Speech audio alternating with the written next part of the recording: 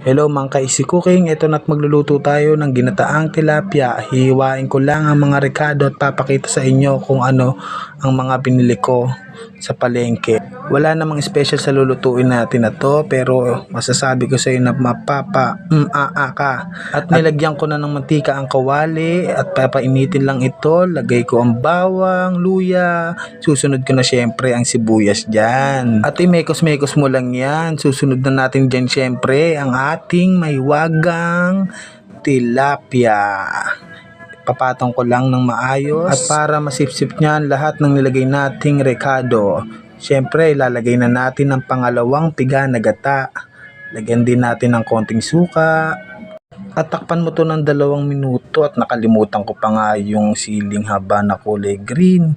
At susunod ko na ang huling gata. Ito yung unang piga para alam nyo lang din. Nilagyan ko na to ng paminta, bechin, at syempre pampalasa nating asin. At papakuluan mo lang din to ng 2 minuto. At yan na nga, susunod na natin tong pechay natin. Kakamada lang natin to ng maayos. Syempre tatakpan din natin to ng 2 minuto. At eto na nga ang final.